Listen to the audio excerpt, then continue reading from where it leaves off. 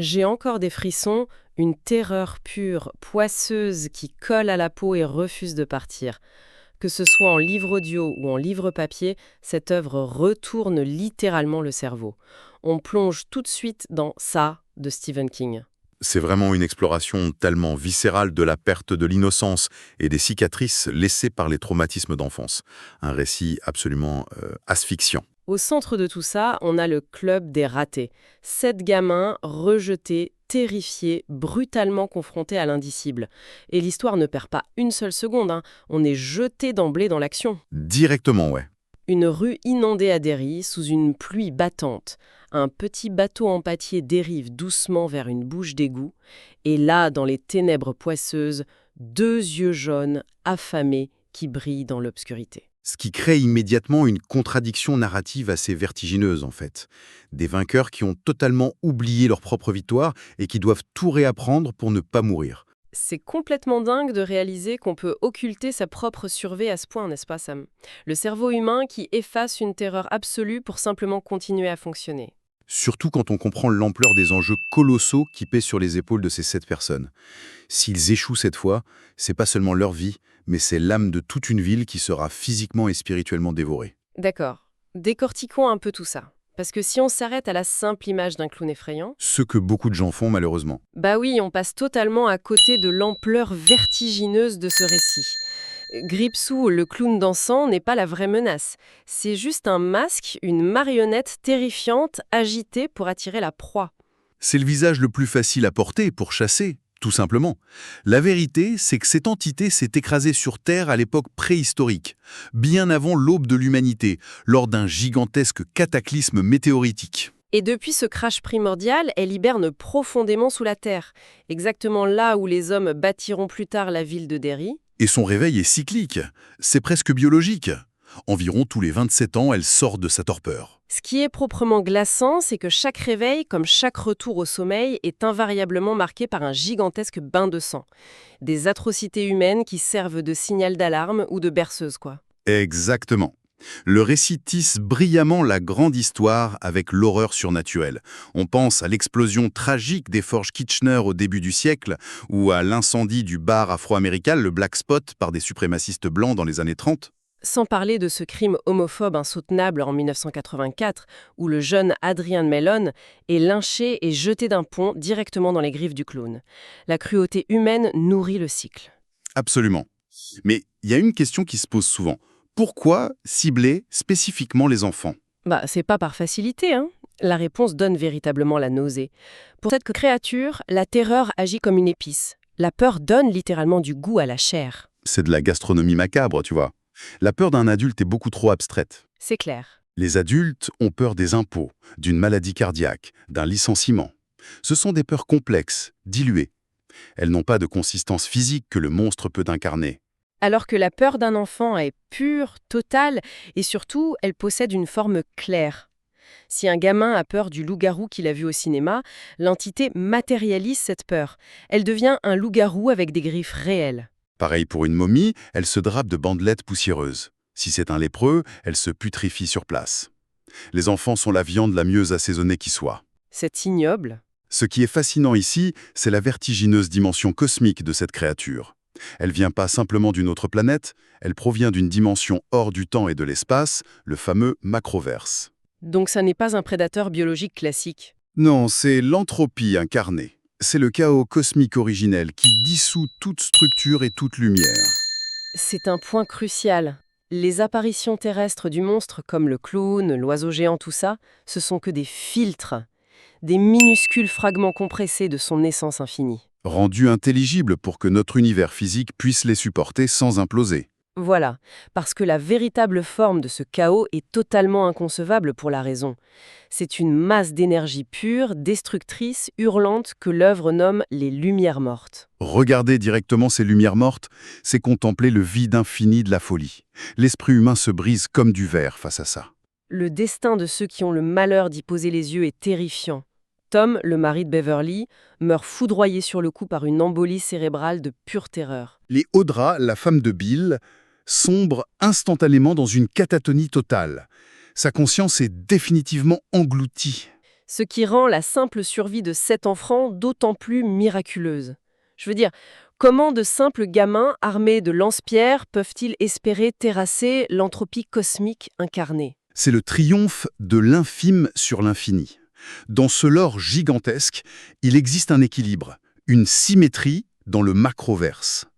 Face au chaos destructeur, il y a une force cosmique contraire. Maturin, la tortue. Une entité titanesque incroyablement ancienne qui représente la stabilité, la cohésion, l'ordre. Et notre univers existe précisément sur la ligne de faille entre ces deux forces colossales. L'humanité est suspendue à cette lisière. D'un côté, le vide vorace de ça, de l'autre, la toile structurée de la tortue. Et les enfants portent en eux cette incroyable dualité. Ils ont l'imagination débordante qui nourrit les cauchemars, mais ils ont aussi l'amour et le courage qui bâtissent l'ordre. Et c'est là que ça devient vraiment intéressant, car la confrontation finale n'a rien à voir avec un combat physique classique. On ne tue pas une idée cosmique avec des balles de revolver. Non, pour détruire un être fait d'imagination, il faut utiliser des armes forgées dans l'imagination. C'est le cœur même du mystérieux rituel de Chud. Oubliez tout de suite les chants tribaux autour d'un feu. Le véritable rituel de Chud est une bataille psychique d'une violence absolue. Une morsure métaphysique, symbolique. Dans cet affrontement, le club des ratés transcende sa condition humaine. Liés par une amitié indéfectible, ces 7 gamins deviennent un pic d'énergie pure. Une manifestation directe de la force d'ordre de Maturin. C'est l'unique raison pour laquelle leurs armes de fortune fonctionnent. C'est tellement brillant. Prenons Eddie, l'asthmatique terrifié. Quand il vaporise son inhalateur dans la gueule du lépreux, rationnellement, c'est juste de l'eau. Mais dans le rituel, ça devient de l'acide de batterie foudroyant. Parce qu'Eddie y croit de toute son âme. Le même mécanisme s'applique à Ben et Beverly.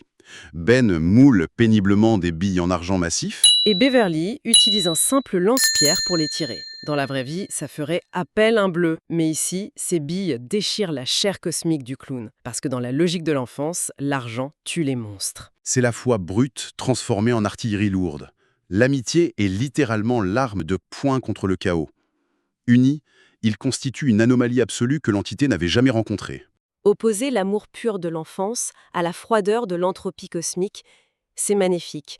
Mais la puissance de cette histoire, c'est que l'horreur la plus poisseuse ne vient pas de l'espace. Elle vit au grand jour. Ah oui? Elle s'assoit à table dans les cuisines, elle traîne dans les cours de récréation.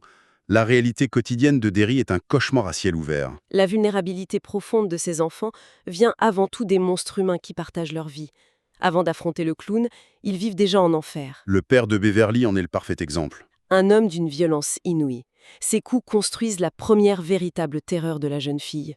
Il prépare le terrain pour le monstre en lui apprenant ce qu'est la peur viscérale. Et le pendant psychologique se trouve chez la mère d'Eddie, une femme étouffante qui empoisonne quotidiennement l'esprit de son fils. Un syndrome de Munchausen par procuration. Terrifiant. Elle détruit son système immunitaire mental juste pour s'assurer qu'il restera éternellement sous sa coupe. C'est d'une cruauté insidieuse. Sans parler de la violence à l'état brut dans les rues, incarnée par Henry Bowers, ce psychopathe en devenir façonné par un père raciste et tyrannique. L'entité n'a plus qu'à l'utiliser comme un pion, lui glissant un cran d'arrêt pour l'inciter au parricide. Si l'on relie cela à la vue d'ensemble, on comprend une chose fondamentale. La ville de Derry n'est pas un infortuné terrain de chasse. La ville est son complice actif. Le mal a métastasié dans les fondations même de la cité. Et les adultes ferment systématiquement les yeux. C'est terrifiant à lire. Face aux disparitions d'enfants, aux brimades sanglantes en plein jour, à la violence domestique, la communauté détourne le regard. Il y a un pacte de silence toxique. Au fond, le clown n'est que le miroir déformant d'une société malade. Une société prête à sacrifier son innocence pour sa propre tranquillité. Tant que la ville prospère, elle paye la dîme en sang. Alors, qu'est-ce que tout ça signifie au fond? Le saut dans le temps, 27 ans plus tard. Ils ont fui Derry, ils sont devenus des adultes à succès, des professionnels reconnus. Architectes, écrivains, animateurs radio, la façade est impeccable. Mais sous ce vernis, ils sont profondément abîmés, presque évidés de l'intérieur. Et un détail frappe comme un coup de poing. Aucun d'entre eux n'a d'enfant. Comme si un blocage subconscient les empêchait de transmettre la vie, sachant que le cauchemar n'était pas terminé. L'amnésie les a condamnés à la répétition. Ils rejouent les tragédies de leur passé. Beverly mariée à un homme qui la bat, Eddie avec une hypocondriaque qui remplace sa mère. Le traumatisme non résolu à l'état pur. Jusqu'au coup de téléphone de Mike, le seul resté à Derry. Ce simple appel brise la glace de leur mémoire et révèle l'enfer. Et le réveil est insoutenable, particulièrement pour Stan Uris. Contrairement à certaines réécritures qui lui donnent une dimension héroïque, dans l'œuvre originelle, le suicide de Stan est d'une noirceur absolue. Il n'y a rien de noble. Quand il apprend que le monstre tue à nouveau, il est frappé par une terreur primitive, paralysante. Lui, le comptable, l'esprit le plus logique du groupe, Face à la certitude de devoir redescendre dans les égouts, l'esprit de l'adulte craque. Il sait qu'il n'a plus l'armure de l'enfance pour survivre. il préfère s'ouvrir les veines dans l'eau chaude de sa baignoire, traçant un simple mot avec son propre sang sur le carrelage. L'impact ravageur du stress post-traumatique poussé à son paroxysme. Cela soulève une question primordiale. Peut-on réellement espérer guérir d'un traumatisme enfoui sans retourner l'affronter directement à sa source? Peut-on avancer si on refuse de redescendre dans les égouts de son propre passé? La réponse de l'œuvre est cinglante, c'est non. Les ratés doivent redevenir spirituellement les enfants terrifiés qu'ils étaient. Parce que c'est leur seule arme. Le défi, c'est de retrouver cette étincelle magique de l'enfance sans se noyer dans la folie de leurs souvenirs. C'est un testament bouleversant sur le passage à l'âge adulte. Oublier, c'est se condamner à répéter ses erreurs. Vaincre ces démons exige un prix exorbitant. Les sacrifices laissés dans les profondeurs de Derry démontrent que la guérison se gagne au prix du sang et de la reconquête de sa mémoire. Mais attendez, car si on pense que ça offre une rédemption limpide, il faut s'accrocher pour le vertige final. Lors de l'affrontement ultime, dans la tanière de la bête, la créature dévoile sa forme physique finale. L'apparence cauchemardesque d'une araignée titanesque, gorgée d'une haine et d'une faim millénaire. Mais la véritable révélation terrifiante, celle qui coupe le souffle, survient quand ils parviennent à écraser le cœur infect de l'entité. Une vérité insoutenable leur saute aux yeux. Cette entité venue du fond des âges est en réalité une femelle. Et alors qu'elle meurt, une découverte glace instantanément le sang du groupe. Elle a pondu. Des œufs. Partout, des dizaines, peut-être des centaines d'œufs grouillants. Et certains commençaient tout juste à éclore. De minuscules araignées translucides, porteuses du même chaos, rampent dans la boue. Le groupe se jette dans une frénésie destructrice, écrasant cette progéniture frétillante sous leurs bottes dans une panique sourde. Mais au moment de remonter à la surface, alors que Derry s'effondre dans une tempête colossale, un doute froid et venimeux s'insinue. Dans le chaos écrasant des égouts, dans l'obscurité totale, ont-ils vraiment réussi à écraser absolument tous les œufs? N'y en a-t-il pas un seul, un tout petit, qui aurait roulé dans une anfractuosité de la pierre, caché de la destruction? La prochaine génération de l'horreur cosmique est-elle en train de tisser sa toile? Attend-elle patiemment Fauna dans les ténèbres, prête à se réveiller dans 27 ans, pour ressentir chaque frisson, marcher aux côtés de ses enfants et découvrir le destin tragique du club des ratés? Plonger dans la fureur immersive de cette œuvre originale n'est pas juste recommandé, c'est une absolue nécessité pour quiconque écoute notre échange aujourd'hui. Tiens, justement, ça me fait penser, j'ai une bonne nouvelle pour vous qui nous écoutez. Ce livre est disponible sur Audible et vous pouvez le récupérer gratuitement en cliquant sur le premier lien dans la description. L'idée, c'est vraiment des narrations très immersives. Une narration professionnelle, bien incarnée, ça change absolument tout. La personne ne fait pas que lire, elle interprète, elle donne vie au texte. Ah tiens, super, en plus de la vidéo, il y a un livre audio. Si on veut juste le livre, le lien pour récupérer votre livre audio se trouve dans la description de la vidéo. Si vous avez apprécié le contenu, n'hésitez pas à laisser un petit pouce en l'air et à vous abonner à notre chaîne YouTube pour ne rien manquer des prochaines vidéos. Pour ma part, je vous donne rendez-vous très bientôt pour une prochaine vidéo. En attendant, je vous souhaite une excellente fin de journée ou une agréable soirée et à très vite.